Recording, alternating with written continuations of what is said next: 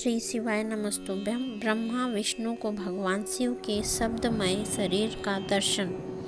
ब्रह्मा जी बोले, मुनि श्रेष्ठ नारद, इस प्रकार हम दोनों देवता गर्व रहित हो निरंतर प्रणाम करते रहे। हम दोनों के मन में एक ही अभिलाषा थी कि इस ज्योतिर्लिंग के रूप में प्रकट हुए परमेश्वर प्रत्यक्ष दर्शन दे। दोनों के प्रतिपालक अहंकारियों का गर्व चूर्ण करने वाले तथा सबके प्रभु अविनाशी शंकर हम दोनों पर दयालु हो गए। उस समय वहाँ उन सुर श्रेष्ठ में से ओम ओम ऐसा शब्द रूपनाद प्रकट हुआ जो स्पष्ट रूप से प्लुत स्वर में सुनाई दे रहा था।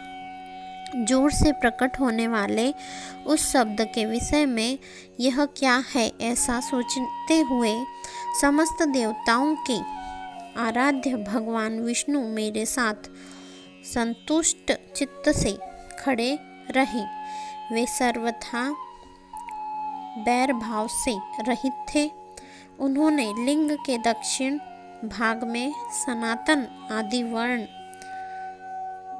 अकार का दर्शन किया। तदंतर उत्तर भाग में उकार का, मध्य भाग में मकार का और अंत में ओम इस नाद का साक्षात दर्शन किया। हे ऋषि श्रेष्ठ, दक्षिण भाग में प्रकट हुए आदि वर्ण अकार को सूर्यमंडल के समान तेजोमय देखकर उन्होंने उत्तर भाग में उकार वर्ण को अग्नि के समान देखा। हे मुनि श्रेष्ठ, इसी तरह उन्होंने मध्य भाग में मकार को चंद्रमंडल के समान देखा। तदंतर उसके ऊपर शुद्ध स्फटिक मणि के समान निर्मल प्रभा से युक्त तुरीयातीत अमल निष्कल निरूप द्रव्य निर्द्वंद अद्वितीय शून्यमय बाह्य और अभ्यंतर के भेद से रहित ब्रह्माभ्यंतर भेद से युक्त जगत के भीतर और बाहर स्वयं ही स्थित आदि मध्य और अंत से रहित आनंद के आदि कारण तथा सबके परम आश्रय सत्य आनंद एवं अमृत स्वरूप पर ब्रह्म का साक्षात्कार किया। उस समय श्रीहरि यह सोचने लगे कि यह अग्नि स्तंभ यहाँ कहाँ से प्रकट हुआ। हम दोनों फिर इसकी परीक्षा करें। मैं इस अनुपम अग्नि स्तंभ के नीचे जाऊंगा। ऐसा विचार करते हुए श्रीहरि वेद और शब्द दोनों के आवेश से युक्त विश्वात्मा शिव का चिंतन किया। तब वहाँ एक ऋषि प्रकट हुए जो ऋषि समूह के परम सार रूप माने जाते हैं। उन्हीं ऋषि के द्वारा परमेश्वर श्री विष्णु ने जाना कि इस शब्द ब्रह्मामय शरीर वाले परम लिंग के रूप में साक्षात परब्रह्म स्वरूप महादेव जी ही यहाँ प्रकट हुए हैं। ये चिंता रहित अथवा अचित्य रुद्र है, जहाँ जाकर मन सहित वाणी उसे प्राप्त किए बिना ही लौट आती है। उस पर ब्रह्मा परमात्मा शिव का वाचन एकाक्षर प्रणव ही है। वे इसके वाच्यार्थ रूप है। उस परम कारण ऋत सत्य आनंद एवं अमृत स्वरूप परात्पर परब्रह्म को इस एकाक्षर के द्वारा ही जाना जा सकता है। प्रणव के एक अक्षर आकार से जगत के बीजभूत अंडजन्मा भगवान ब्रह्मा का बोध होता है। उसके दूसरे एक अक्षर उकार से परम कारण रूप श्रीहरि का बोध होता है और तीसरे एक अक्षर से भगवान नील लोहित शिव का ज्ञान होता है। आकार सृष्टि करता है, उकार मोह में डालने वाला है और मकार नित्य अनुग्रह करने वाला है। मकार बोध्य सर्वव्यापी शिव बीज मात्र के स्वामी है और संज्ञक मुझ ब्रह्मा को बीज कहा जाता है। उकार संज्ञक श्रीहरि योनि है। प्रधान और पुरुष के भी ईश्वर जो महेश्वर है वे बीजी बीज और योनि भी है। उन्हीं को नाद कहा गया है। बीजी अपनी इच्छा से ही अपने बीज को अनेक रूपों में विभक्त करके स्थित है। इन बीजी भगवान महेश्वर के लिंग से अकार रूप बीज प्रकट हुआ, जो उकार रूप योनि में स्थापित होकर सब और बढ़ने लगा। वह सुवर्णमय अंडक के रूप में ही बताने योग्य था। उसका अन्य कोई विशेष लक्षण नहीं लक्षित होता था। वह दिव्य अंड अनेक वर्षों तक जल में ही स्थित रहा। तदंतर 1000 वर्ष के बाद उस अंडक के 2 टुकड़े हो गए। जल में स्थित हुआ वह अंड अजन्मा ब्रह्मा जी की उत्पत्ति स्थान था और साक्षात महेश्वर के आघात से ही फूटकर 2 भागों में बट गया था। उस अवस्था में ऊपर स्थित हुआ उसका सुवर्णमय कपाल बड़ी शोभा पाने लगा। वही घुलोक के रूप में प्रकट हुआ तथा जो उसका दूसरा नीचे वाला कपाल था वही यह 5 लक्षणों से युक्त पृथ्वी है। इस अंडक चतुर्भुज ब्रह्मा उत्पन्न हुए जिसकी क संज्ञा है। वे समस्त लोकों के स्रष्टा है। इस प्रकार वे भगवान महेश्वर ही अ, उ और म इन त्रिविध रूपों में वर्णित हुए हैं।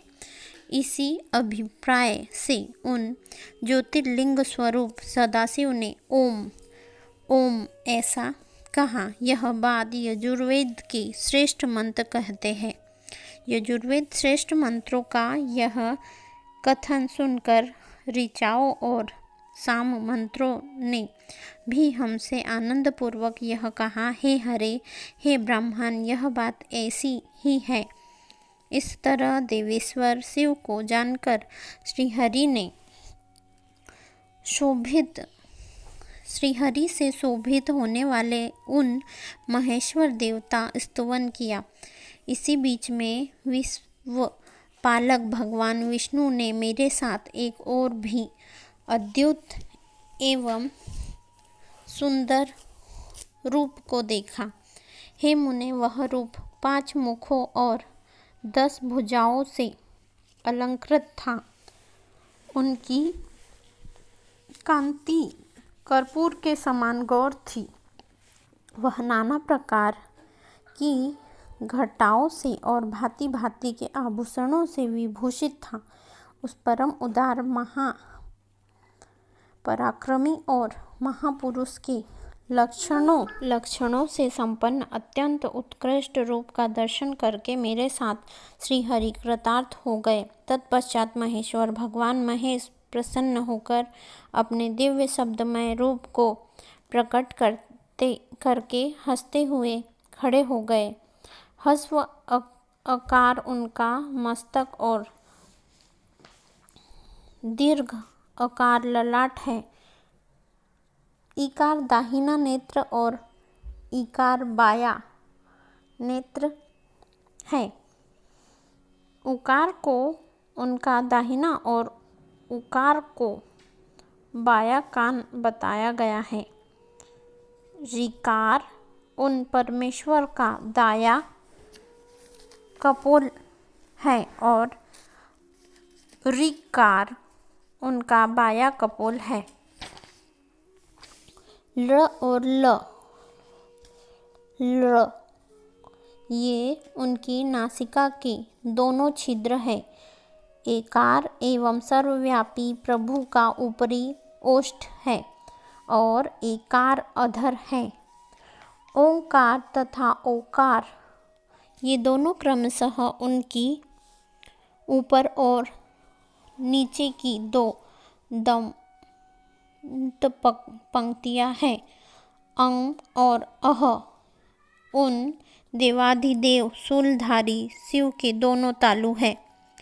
क आदि 5 अक्षर उनके दाहिने 5 हाथ है और च आदि 5 अक्षर बाएं 5 हाथ है। ट आदि और त आदि 5 अक्षर उनके पैर हैं। पकार पीठ है। फकार को दाहिने पार्श्व बताया जाता है और बकार को बायां पार्श्व, भकार को कंधा कहा जाता है। मकार उन योगी महादेव शंभु का हृदय है। य से लेकर स तक य, र, ल, व, श, स तथा स, ये 7 अक्षर सर्वव्यापी शिव की 7 धातुएं हैं। हकार को उनकी नाभि और छकार को नासिका कहा जाता है। इस प्रकार निर्गुण एवं गुण स्वरूप परमात्मा के शब्दमय रूप को भगवती उमा सहित देखकर श्रीहरि मेरे साथ कृतार्थ हो गए।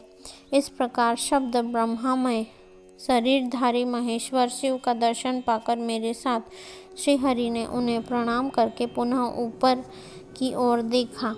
उस समय उन्हें 5 कलाओं से युक्त ओंकार जनित शुद्ध स्फटिक मणि के समान सुंदर 38 अक्षरों वाले मंत्र का साक्षात्कार हुआ।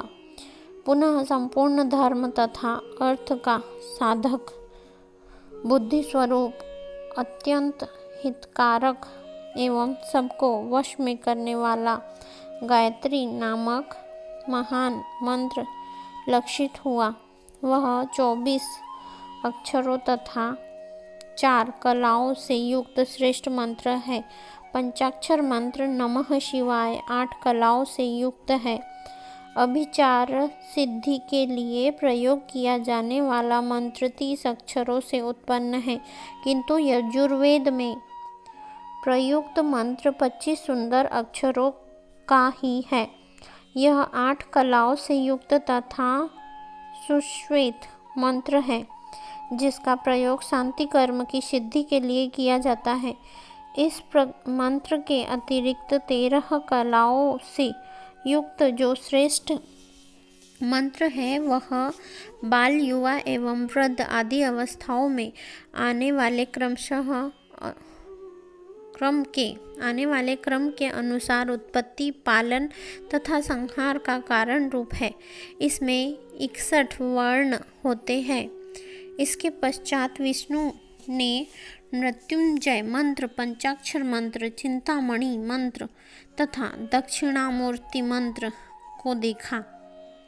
इसके बाद भगवान विष्णु ने शंकर को तत्वमसि वही तुम हो, यह महावाक्य कहा।